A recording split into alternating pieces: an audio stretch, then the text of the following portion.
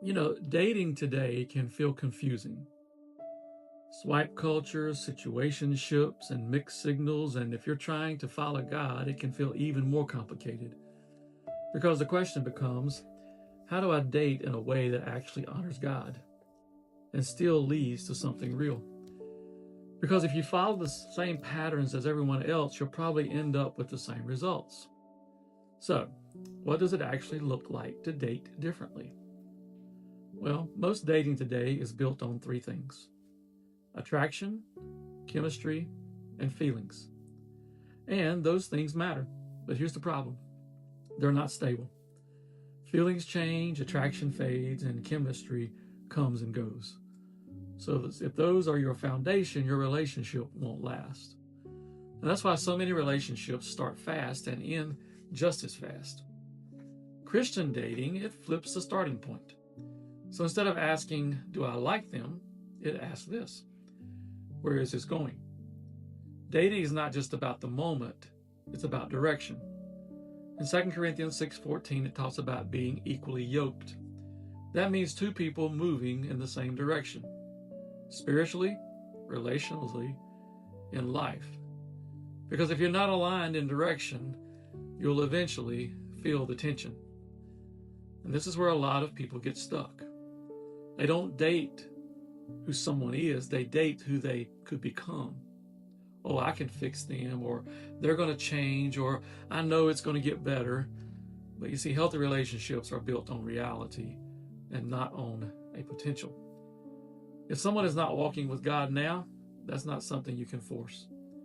You're not called to fix someone, you're called to walk with someone. Another key part of Christian dating is boundaries. And a lot of people hear that and they think, well, that sounds restrictive. But boundaries are not about restriction, they're about protection. In 1 Thessalonians 4:3 and 4, it talks about honoring God in relationships. Boundaries protect your heart, your emotions, your future. They help you build something that lasts instead of something that burns out. So, here's a question that most people don't ask: am I becoming the kind of person that I'm looking for? We often focus on finding the right person, but we ignore becoming the right person.